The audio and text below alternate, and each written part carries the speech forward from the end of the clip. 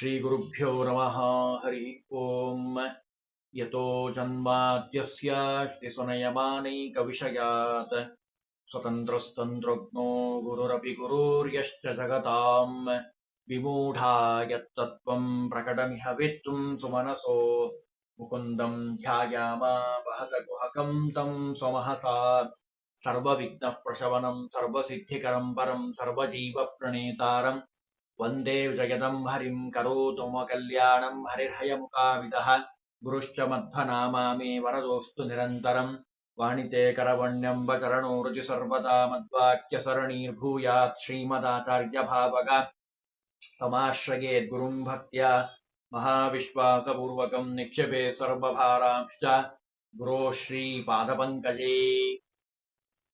ಮಹಾಜ್ಞಾನಿಗಳಾಗಿರುವಂತಹ ಯಾದವಾರ್ಯರು ರಚನೆ ಮಾಡಿಕೊಟ್ಟಿರುವಂತಹ ರಾಮಕೃಷ್ಣ ಸ್ತೋತ್ರವನ್ನು ನೋಡ್ತಾ ಇದ್ದೀವಿ.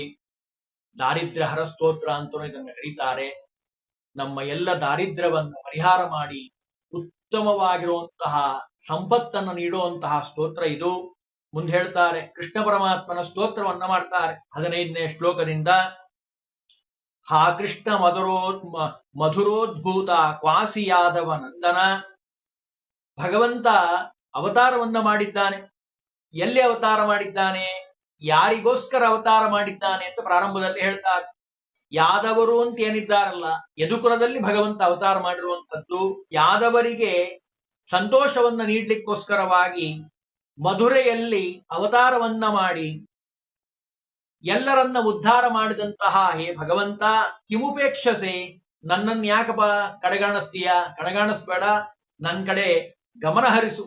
ದಾರಿದ್ರ್ಯದಲ್ಲಿ ಪ್ರತಿ ಶ್ಲೋಕದಲ್ಲೂ ಹೇಳ್ತಾರೆ, ಸಂಪ್ರಾಪ್ತ ಮನಾಥಂ, ಬಹಳ ನಾನು ಅನಾಥನಾಗಿದ್ದೇನೆ, ನನ್ನ ರಕ್ಷಣೆ ಮಾಡೋರು ಯಾರು ಇಲ್ಲ, ನಿನ್ನನ್ನೇ ನಾನು ನಂಬಿ ಬಂದಿದ್ದೇನೆ, ನನ್ನನ್ನು ರಕ್ಷಣೆ ಮಾಡು ಅಂತ ಸ್ತೋತ್ರ ಮಾಡ್ತಾರೆ. ಹಾ ಕೃಷ್ಣ ಶೂರ ಸೂನೋತ್ತ ಕ್ವಾಸಿ ರಾಮಾನುಜ ಪ್ರಭೋ. ಶೂರಸೇನನ ವಂಶದಲ್ಲಿ ಅವತಾರ ಮಾಡಿದಂಥವನು ಭಗವಂತ. ಅಷ್ಟೇ ಅಲ್ಲ, ರಾಮಾನುಜ ಅಂದ್ರೆ ಬಲರಾಮ ದೇವರ ಅನುಜನಾಗಿ ತಮ್ಮನಾಗಿ ಅವತಾರ ಮಾಡಿದಂತಹ ಹೇ ಭಗವಂತ, ಕಿಮುಪೇಕ್ಷಸೆ, ದಯವಿಟ್ಟು ನನ್ನನ್ನು ಉಪೇಕ್ಷೆ ಮಾಡಬೇಡ, ನನ್ನನ್ನು ರಕ್ಷಣೆ ಮಾಡು. ಹಾ ಕೃಷ್ಣ ದೇವಕಿ ಪುತ್ರ ವಾಸಿ ಗೋಕುಲ ಸಂಸ್ಥಿತ. ಇಮಾಮವಸ್ಥ ಅದೇ ಪ್ರಾರಂಭದಲ್ಲೇ ಹೇಳಿದ ಹಾಗೆ ಮತ್ತೆ ಅದೇ ಶ್ಲೋಕದಲ್ಲಿ ಹೇಳ್ತಾರೆ, ದೇವಕಿಯಲ್ಲಿ ಭಗವಂತ ಅವತಾರ ಮಾಡಿದ್ದಾನೆ. ಅವರು ತಪಸ್ಸು ಮಾಡಿ ಪ್ರಾರ್ಥನೆ ಮಾಡ್ತಾರೆ, ನಿನ್ನಂಥ ಮಗ ನಮಗಿರ್ಲಿ. ಅದಕ್ಕೆ ಭಗವಂತ ಅಂದ, ನನ್ನಂಥ ಮಗ ಜಗತ್ತಿನೊಳಗೆ ಎಲ್ಲೂ ಇರ್ಲಿಕ್ಕೆ ಸಾಧ್ಯ ಇಲ್ಲ, ನಾನೇ ಅವತಾರವನ್ನ ಮಾಡ್ತೀನಿ ಅಂತ ಹೇಳಿ ಭಗವಂತ ದೇವಕಿಯಲ್ಲಿ ಅವತಾರವನ್ನ ಮಾಡಿದಂಥವನು. ಗೋಕುಲದಲ್ಲಿ ಯಾವಾಗಲೂ ಸನ್ನಿಹಿತನಾಗಿದಂಥವನು. ಅಂತಹ ಭಗವಂತ, ನಾನು ನಿನ್ನ ಪ್ರಾರ್ಥನೆ ಮಾಡ್ತಾ ಇದ್ದೇನೆ, ಯಾವುದೇ ಕಾರಣಕ್ಕೂ ನನ್ನನ್ನ ಕಿಮುಪೇಕ್ಷಸೆ, ನನ್ನನ್ನ ಉಪೇಕ್ಷೆ ಮಾಡಬೇಡ, ಕಣಗಣಿಸ್ಬೇಡ. ಹಾ ಕೃಷ್ಣ ಪೂತನ ಹಂತಹ ಕ್ವಾಸಿ ಕೇಶಿ ನಿಕ್ಷೂದನ. ಹಾಲನ್ನ ಕೊಡೋ ನೆನಪದಲ್ಲಿ ಬಂದಿದಂತಹ ದುಷ್ಟಳಾಗಿರುವಂತಹ ಪೂತನಿಯನ್ನ ಸಂಹಾರ ಮಾಡಿದ್ದೀಯ. ಕೇಶಿ ಸೂಧನ ನಿಷೂದನ, ಅದಕ್ಕೆ ಭಗವಂತನಿಗೆ ಕೇಶವ ಅಂತ ಹೆಸರು. ಕೇಶಿ ಎನ್ನುವಂತಹ ಅಸುರನನ್ನ ಸಂಹಾರ ಮಾಡಿದಂತಹ ಹೇ ಭಗವಂತ, ನನ್ನನ್ನ ರಕ್ಷಣೆ ಮಾಡು. ಅದಕ್ಕೆ ದಾಸರಾಯರು ಇದನ್ನೆಲ್ಲವನ್ನ ಸಂಗ್ರಹ ಮಾಡಿ ಹೇಳ್ತಾರೆ. ಎಷ್ಟು ಸುಂದರವಾಗಿದೆ ನೋಡಿ. ಪಾಲು ಕೊಟ್ಟ ಪೂತನಿಯ ಕೊಂದೆ, ಬಿರುಗಾಳಿ ಬೀಸೆ ಭೂತನ ಬಲಿ ಕೈದೆ, ಗುಳಿಯೊಡನೆ ಗುದ್ದಾಡಿ ಗೆಲಿದೆ, ನಿನ್ನ ಮಾವ ಕಂಸನ ಶಿರವ ತರಿಗುದಿದು ಏನು ತುಂಟತನ. ಭಗವಂತನ ತುಂಟತನ ಯಾರೂ ತಿಳಿದಿಕ್ಕೆ ಸಾಧ್ಯ ಇಲ್ಲ. ಪಾಲು ಕೊಟ್ಟ ಪೂತನಿಯ ಕೊಂದೆ, ಭಗವಂತ ಹಾಲು ಕೊಡೋ ನೆವದಲ್ಲಿ ಬಂದಂತಹ ಆ ಪೂತನಿಯ ಪ್ರಾಣವನ್ನೇ ಹರಣ ಮಾಡಿದ್ದಾನೆ, ದುಷ್ಟಳಾಗಿರುವಂಥವಳು. ಬಿರುಗಾಳಿ ಬೀಸೆ ಭೂತನ ಬಲಿಗೈದೆ. ಒಬ್ರ ಇಬ್ರ ನಾನಾ ವಿಧವಾದ ಅಸುರರು ಬಂದು ಭಗವಂತನನ್ನ ಮೇಲೆ ದಾಳಿ ಮಾಡಿದಂತಹ ಸಂದರ್ಭದಲ್ಲಿ ಅವರೆಲ್ಲರನ್ನ ಸಂಹಾರ ಮಾಡಿದಂತಹ ಕರುಣಾ ಸಮುದ್ರನಾಗಿರುವಂತಹ ಹೇ ಕೃಷ್ಣ ಪರಮಾತ್ಮ, ನನ್ನನ್ನ ರಕ್ಷಣೆ ಮಾಡು. ಮುಂದೆ ಹೇಳ್ತಾರೆ, ಹಾ ಕೃಷ್ಣ ಗೋಪಿಕಾನಾಥ ಕ್ವಾಸಿ ಗೋವತ್ಸ ರಕ್ಷಕ. ಹಸುಗಳನ್ನ ಗೋಬ್ರಾಹ್ಮಣ ಹಿತಾಯಚ, ಭಗವಂತ ಅವತಾರ ಮಾಡಿರುವಂಥದ್ದೇ ಅದೇ ಉದ್ದೇಶ. ಕೃಷ್ಣ ಜನ್ಮಾಷ್ಟಮಿಯ ಸಂದರ್ಭದಲ್ಲಿ ನಾವು ಅರ್ಘ್ಯ ಪ್ರದಾನವನ್ನ ಮಾಡುವ ಸಂದರ್ಭದಲ್ಲಿ ಹೇಳ್ತಾರೆ ಮಂತ್ರವನ್ನ, ಜಾತಕಂಸ ವದಾರ್ಥಾಯ ಭೂಭಾರೋತ್ತರಣಾಯಚ. ಕಂಸನಿಂದ ಮೊದಲುಗೊಂಡು ಅನೇಕ ಅಸುರರಿದ್ದಾರೆ, ಅವರೆಲ್ಲರನ್ನ ಸಂಹಾರ ಮಾಡ್ಲಿಕ್ಕೋಸ್ಕರವಾಗಿಯೇ ಭಗವಂತ ಅವತಾರ ಮಾಡಿರುವಂಥದ್ದು. ಅದನ್ನಿಲ್ಲಿ ಹೇಳ್ತಾರೆ. ಜೊತೆಗೆ ಹಸುಗಳನ್ನ ಕರುಗಳನ್ನ ರಕ್ಷಣೆ ಮಾಡಿದಂತಹ ಅಪೂರ್ವವಾಗಿರುವಂತಹ ಕಾರುಣ್ಯನ ನಿಧಿ ಭಗವಂತ ನೀನು. ಅಂತಹ ಭಗವಂತ ನಾನು ನಿನ್ನಲ್ಲಿ ಪ್ರಾರ್ಥನೆ ಮಾಡ್ತಾ ಇದ್ದೇನೆ, ಪಾಹಿಮಾಂ ಪ್ರಭು, ಅನಾಥನಾಗಿರುವಂತಹ ನನ್ನನ್ನ ಈ ಕಷ್ಟದಿಂದ ಬಿಡುಗಡೆ ಮಾಡು. ಹಾ ಕೃಷ್ಣನಂದ ಗೋಪಾರ್ತಿ ಹಾರಿನ್ ಕ್ವಾಸಿ ಮಹಾಬಲ, ಅಮಿತ ಬಲಶಾಲಿಯಾಗಿರುವಂತಹ ಆ ನಂದಗೋಪನ ಸಂಕಟ ಪರಿಹಾರ ಮಾಡಿದಂಥವನು ಭಗವಂತ ನೀನು. ನಾನು ನಿನ್ನಲ್ಲಿ ಪ್ರಾರ್ಥನೆ ಮಾಡ್ತೀನಿ, ಪಾಹಿಮಾಂ ಪ್ರಭು. ಈ ಬಡತನದಲ್ಲಿ ಕಷ್ಟದಲ್ಲಿ ನಾನು ನೊಂದು ಬೆಂದು ಹೋಗ್ತಾ ಇದ್ದೇನೆ, ನನ್ನನ್ನ ರಕ್ಷಣೆ ಮಾಡು. ಹಾ ಕೃಷ್ಣ ಪರ್ವತೋದ್ಧಾರಿನ್ ಕ್ವಾಸಿ ಶಕ್ರ ಸುಸುಪೂಜಿತ. ಎಷ್ಟು ಹೇಳ್ತಾರೆ ನೋಡಿ, ಎಷ್ಟು ಸುಂದರವಾಗಿ. ಭಗವಂತ ಗೋವರ್ಧನ ಪರ್ವತವನ್ನು ಎತ್ತಿದ್ದಾನೆ, ಎತ್ತಿ ನಮ್ಮೆಲ್ಲರನ್ನ ರಕ್ಷಣೆ ಮಾಡಿದ್ದಾನೆ, ಯಾದವರನ್ನ. ಇಂದ್ರದೇವರು ಬಂದು ಆ ಭಗವಂತನನ್ನ ಸ್ತೋತ್ರ ಮಾಡ್ತಾರೆ. ಗೋವರ್ಧನ ಪರ್ವತವನ್ನು ಎತ್ತಿದಂತಹ ಹೇ ಭಗವಂತ ಗೋವಿಂದ ಅಂತ ಸ್ತೋತ್ರ ಮಾಡ್ತಾರೆ. ಭಾಗವತದೆಲ್ಲ ವಿಸ್ತಾರವಾಗಿ ಹೇಳ್ತಾರೆ ಈ ಕಥೆಯನ್ನ. ಅಂತಹ ಭಗವಂತ ನೀನು ರಕ್ಷಣೆ ಮಾಡು ನಮ್ಮನ್ನ, ನನ್ನನ್ನು ಯಾವುದೇ ಕಾರಣಕ್ಕೂ ಕಡೆಗಾಣಿಸಬೇಡ, ನಿನ್ನನ್ನೇ ನಾನು ನಂಬಿದ್ದೀನಿ ಅಂತಾರೆ. ಪಾಹಿಮಾಂ ಪ್ರಭು. ಹಾ ಕೃಷ್ಣ ಕಂಸ ಸಂಹಾರಿನ್ ಕ್ವಾಸಿ ವಿಪ್ರ ಸುತಪ್ರದ. ನಾನು ಹೇಳಿದ್ನಲ್ಲ, ಜಾತಕಂಸ ಪದಾರ್ಥಾಯ, ಕಂಸನೇ ಮೊದಲಾದ ಎಲ್ಲ ದುಷ್ಟ ಅಸುರರನ್ನ ಸಂಹಾರ ಮಾಡಿದಂತಹ ಹೇ ಭಗವಂತ, ಜೊತೆಗೆ ನೀನೇನ್ ಮಾಡಿದ್ದೀಯಾ, ವಿಪ್ರ ಸುತಪ್ರದ, ಗುರುಗಳಿಗೆ ದಕ್ಷಿಣೆ ಕೊಡಬೇಕು. ಗುರುದಕ್ಷಿಣೆ ಭಗವಂತ ಕೊಟ್ಟಿರುವಂತಹ ಗುರುದಕ್ಷಿಣೆ ಇಡೀ ಬ್ರಹ್ಮಾಂಡದಲ್ಲೇ ಯಾರೂ ಕೊಡ್ಲಿಕ್ಕೆ ಸಾಧ್ಯ ಇಲ್ಲ.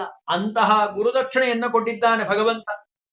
ಆ ಬ್ರಾಹ್ಮಣನ ಮಗನಾಗಿರುವಂತಹ ಮೃತನಾಗಿದಂತಹ ಆ ಮಗನನ್ನ ಕರೆದುಕೊಂಡ್ಬರ್ತಾನೆ ಯಮಲೋಕದಿಂದ ಭಗವಂತ. ಅಂತಹ ಅತ್ಯದ್ಭುತವಾದ ಆ ಭಗವಂತನ ಮಹಿಮೆಯನ್ನ ಸ್ತೋತ್ರ ಮಾಡ್ತಾರೆ ಯಾದವಾರ್ಯರು. ದಾರಿದ್ರ್ಯದಿಂದ ನಾನು ಮುಳುಗಿ ಮುಳುಗಿ ಹೋಗ್ತಾ ಇದ್ದೇನೆ, ಪಾಹಿಮಾಂ ಪ್ರಭು, ನನ್ನನ್ನು ರಕ್ಷಣೆ ಮಾಡು. ಹಾ ಕೃಷ್ಣ ರುಕ್ಮಿಣಿ ಕಾಂತ ಕ್ವಾಸಿ ಪಾಂಡು ಸುತಾರ್ಚಿತ. ಭಗವಂತ ನಿತ್ಯದಲ್ಲಿ ರುಕ್ಮಿಣಿ ಕರಗಳಿಂದ ಪೂಜೆ ಮಾಡಿಸ್ಕೊಳ್ಳುವಂಥವನು. ಭೈಷ್ಮಿ ಮಧ್ವ ಕರಾರ್ಚಿತಂ ಅಂತ ಹೇಳ್ತಾರೆ. ಅಂದ್ರೆ ಕೃಷ್ಣನಿಂದ ರುಕ್ಮಿಣಿಯಿಂದ ಸ್ತೋತ್ರ ಮಾಡಿಸ್ಕೊಳ್ಳುವಂಥವನು, ಪೂಜೆ ಮಾಡಿಸ್ಕೊಳ್ಳುವಂತಹ ಪಾಂಡು ಸುತಾರ್ಚಿತ, ಪಾಂಡುವಿನ ಮಗನಾಗಿರುವಂತಹ ಯಾರು, ಭೀಮಸೇನ್ ದೇವರು. ಆ ಭೀಮಸೇನ್ ದೇವರಿಂದ ನಿತ್ಯದಲ್ಲಿ ಅರ್ಚನೆ ಮಾಡಿಸಿಕೊಳ್ಳುವಂತಹ ಹೇ ಕೃಷ್ಣ ಪರಮಾತ್ಮ, ನಾನು ನಿನ್ನನ್ನು ಸ್ತೋತ್ರ ಮಾಡ್ತಾ ಇದ್ದೇನೆ. ದಾರಿದ್ರ್ಯ ನನಗೆ ಸಹನೆ ಆಗ್ತಾ ಇಲ್ಲ, ಕಷ್ಟದಲ್ಲಿ ನಾನು ಮುಳುಗಿ ಹೋಗಿದ್ದೇನೆ, ಸಂಕಟಗಳಲ್ಲಿ ಸಿಲುಕಿದ್ದೇನೆ. ಪಾಹಿಮಾಂ ಪ್ರಭು, ಅದರಿಂದ ನನ್ನನ್ನು ರಕ್ಷಣೆ ಮಾಡು. ಹಾ ಕೃಷ್ಣ ದ್ರೌಪದೀನಾಥ ಕ್ವಾಸಿ ಸತ್ಯಾಯುತ ಪ್ರಭೋ, ಅಮಂದಾನಂದ ಮಾಂ ಕೃಷ್ಣ ಕೃಪಾ ದೃಷ್ಟಿಂ ಅವಲೋಕಯ, ದೃಷ್ಟ್ಯಾಂ ಅವಲೋಕಯ.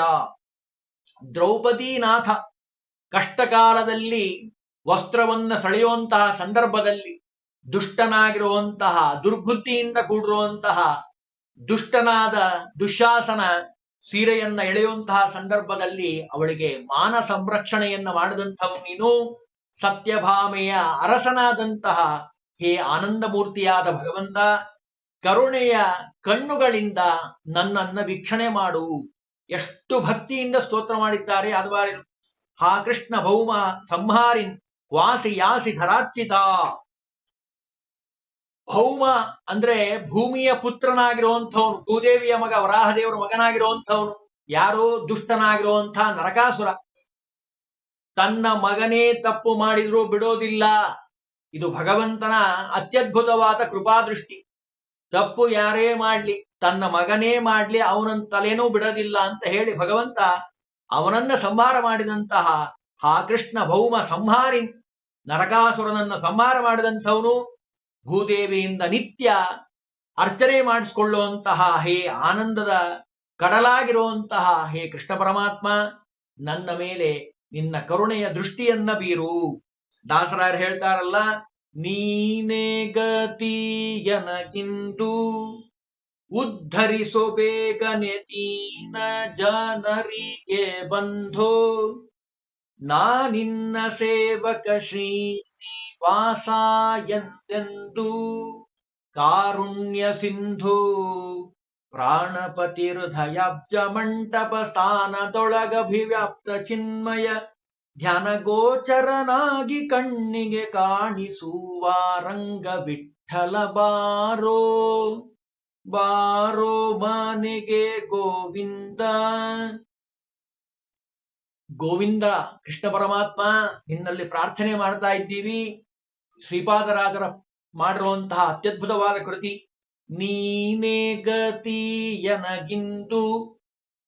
ನಿನ್ನನ್ನ ಬಿಟ್ರೆ ಉದ್ಧಾರ ಮಾಡೋರು ಯಾರು ಜಗತ್ನಲ್ಲಿ ಇಲ್ಲ ಅಂತ ಶರಣಾಗತನಾಗಿ ಆ ಭಗವಂತನಲ್ಲಿ ಹೋಗಬೇಕು. ಅದನ್ನೇ ಯಾದವಾರ್ಯರು ತೋರಿಸ್ತಾ ಇದ್ದಾರೆ. ಹಾ ಕೃಷ್ಣ ದ್ವಾರಕಾ ವಾಸಿನ್ ವಾಸಿ ಚಂದ್ರಾನ್ವಯೋದ್ಧವ. ದ್ವಾರಕಾದಲ್ಲಿ ಒಂದು ಭಾಗ, ವೈಕುಂಠದ ಒಂದು ಭಾಗವನ್ನ ದ್ವಾರಕಾ ಮಹಾತ್ಮೆ ಹೇಳ್ತದೆ. ವೈಕುಂಠದ ಒಂದು ಭಾಗವನ್ನ ದ್ವಾರಕೆಯಲ್ಲಿ ತರಿಸಿ ಭಗವಂತ ಅಲ್ಲಿ ಸನ್ನಿಹಿತನಾಗಿದ್ದಾನೆ. ದ್ವಾರಕಾ ವಾಸಿಯಾಗಿರುವಂಥವನು, ನಿವಾಸಿಯಾದಂಥವನು ಚಂದ್ರವಂಶದಲ್ಲಿ ಅವತಾರ ಮಾಡಿದ್ದಾನೆ. ರಾಮದೇವರು ಬೆಳಗ್ಗೆ ಅವತಾರ ಮಾಡಿದ್ರೆ, ಕೃಷ್ಣ ಪರಮಾತ್ಮ ರಾತ್ರಿಯಲ್ಲಿ ಅವತಾರ ಮಾಡಿದ್ದಾನೆ. ರಾಮದೇವರ ಅವತಾರ ಆಗಿರುವಂಥದ್ದು ಬೆಳಗ್ಗೆ, ಅಂದ್ರೆ ಸೂರ್ಯ ಇರುವಂತಹ ಸಂದರ್ಭದಲ್ಲಿ, ಅಂದ್ರೆ ಸೂರ್ಯ ವಂಶದಲ್ಲಿ, ಯಾಕೆ ಸೂರ್ಯನಿಗೆ ಸಂತೋಷ ಆಗ್ಲಿ. ಚಂದ್ರ ವಂಶದಲ್ಲಿ ಅಂದ್ರೆ ರಾತ್ರಿ ಹೊತ್ತು ಕೃಷ್ಣ ಪರಮಾತ್ಮ ಅವತಾರ ಮಾಡಿರುವಂಥದ್ದು ಚಂದ್ರನಿಗೆ ಸಂತೋಷ ಆಗ್ಲಿ. ಅಷ್ಟೇ ಅಲ್ಲ, ರಾಮದೇವರು ಅವತಾರ ಮಾಡಿರೋದು ಅರಮನೆಯಲ್ಲಿ, ಕೃಷ್ಣ ಪರಮಾತ್ಮ ಅವತಾರ ಮಾಡಿದ್ದು ಸೆರಮನೆಯಲ್ಲಿ. ನೋಡೋವರಿಗೆ ವಿಡಂಬನಾತ್ಮಕವಾಗಿ ಎರಡೂ ಬೇರೆ ಬೇರೆ ರೂಪ, ಎರಡೂ ಬೇರೆ ಬೇರೆ ಅಂತ ಅನಿಸೋ ಹಾಗೆ ಭಗವಂತ ನಾಟಕವನ್ನು ಮಾಡ್ತಾನೆ. ಆದರೆ ರೂಪದಲ್ಲಾಗ್ಲಿ ಅವಯವದಲ್ಲಾಗ್ಲಿ ಯಾವ ಭೇದವೂ ಇಲ್ಲ. ಎಲ್ಲವೂ ಭಗವಂತನ ಸಚ್ಚಿದಾನಂದ ಮೂರ್ತಿ. ಅದನ್ನಿಲ್ಲಿ ಹೇಳ್ತಾರೆ. ಚಂದ್ರ ವಂಶದಲ್ಲಿ ಅವತಾರ ಮಾಡಿದಂತಹ ಆ ಕರುಣಾಮೂರ್ತಿಯಾಗಿರುವಂತಹ ಹೇ ಸ್ವಾಮಿ, ನಿನ್ನ ಕರುಣೆಯ ಕಣ್ಗಳನ್ನ ನನ್ನ ಮೇಲೆ ನೋಡು. ಇನ್ನು ಮುಂದೆ ಹೇಳ್ತಾರೆ, ಹಾ ಕೃಷ್ಣ ಯಮುನಾ ತೀರ ವಾಸಿನ್ ವಾಸಿ ಕೃಪಾನಿಧೆ. ಯಮುನಾ ತೀರದಲ್ಲಿ ಕೂತು ಭಗವಂತ ವೇಣುನಾದವನ್ನ ಮಾಡ್ತಾ ಇದ್ದ ಅಂದ್ರೆ ಎಲ್ಲ ಆಕಳಿಂದ ಮೊದಲುಗೊಂಡು ಎಲ್ಲರೂ ಓಡಿ ಬರೋರು. ಆ ಭಗವಂತನ ಮುರುಳಿಯ ನಾದ ಅತ್ಯದ್ಭುತವಾಗಿರುವಂಥದ್ದು.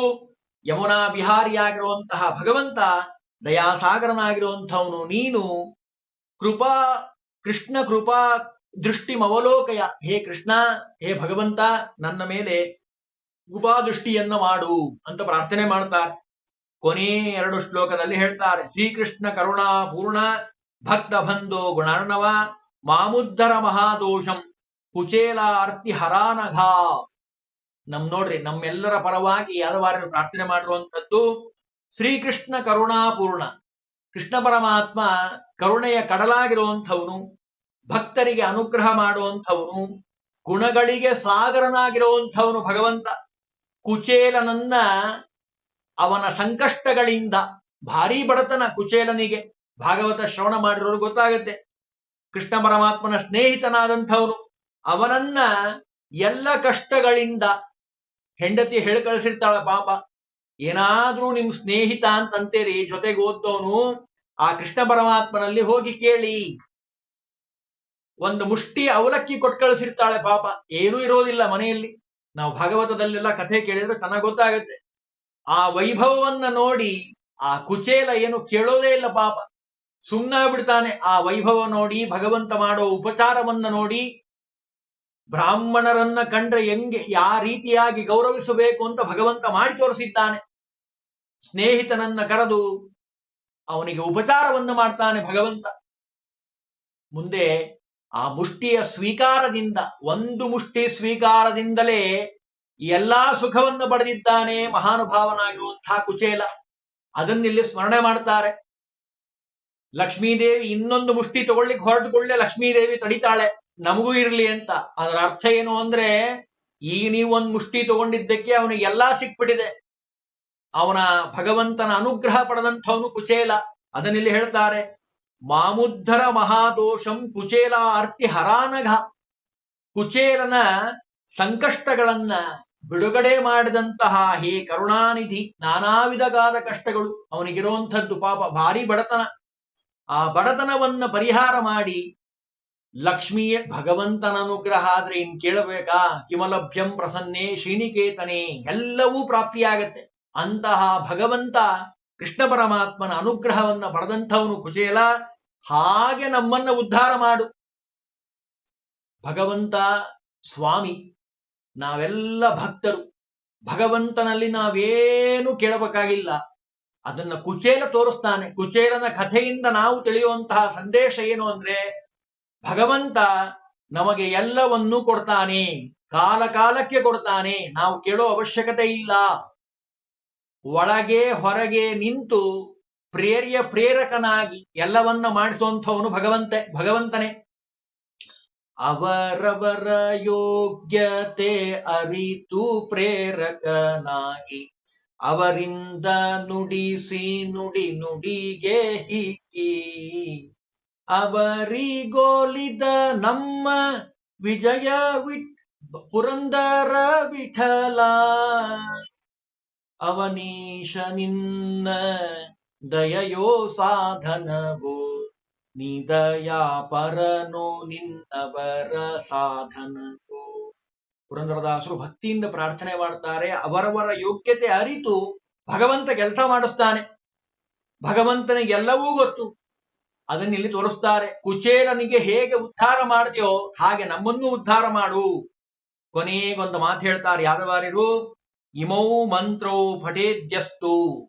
ಈ ಎರಡು ಮಂತ್ರಗಳನ್ನ, ರಾಮದೇವರ ಸ್ತೋತ್ರ ಹಿಂದೆ ನೋಡಿದ್ದೀವಿ, ಕೃಷ್ಣದೇವರ ಸ್ತೋತ್ರ, ಎರಡನ್ನೂ ಸೇರಿ ಪ್ರಾತಃ ಕಾಲೇ ಯಾರು ಬೆಳಗ್ಗೆ ಎದ್ದುಕೊಂಡು ಹೇಳ್ತಾರೋ, ದ್ವಿಜಶುಚಿ ಬೆಳಗ್ಗೆ ಸ್ತೋತ್ರ ಮಾಡ್ತಾರೋ, ದಾರಿದ್ರ್ಯಂ ಹರತಸ್ತಸ್ಯ ರಾಮಕೃಷ್ಣ ವಿಭೋ ಧ್ರುವಂ. ಭಗವಂತ ರಾಮಕೃಷ್ಣ ರೂಪದಿಂದ ಯಾರು ಬೆಳಗ್ಗೆ ಎದ್ದುಕೊಳ್ಳೆ ಈ ಸ್ತೋತ್ರವನ್ನ ಹೇಳ್ತಾರೋ ಅವರ ಅನಿಷ್ಟವನ್ನ, ಬಡತನವನ್ನ ಭಗವಂತ ನಿಶ್ಚಿತವಾಗಿ ದೂರ ಮಾಡ್ತಾನೆ ಅಂತ ಹೇಳಿ ಸ್ತೋತ್ರವನ್ನ ಮಾಡಿದ್ದಾರೆ. ಪರಮ ಮಂಗಳಕರವಾಗಿರುವಂತಹ ಈ ಸ್ತೋತ್ರವನ್ನ ಪಠನ ಪಾರಾಯಣವನ್ನು ಮಾಡಿ ಆ ಭಗವಂತನ ಅನುಗ್ರಹಕ್ಕೆ ಪಾತ್ರರಾಗಬೇಕು.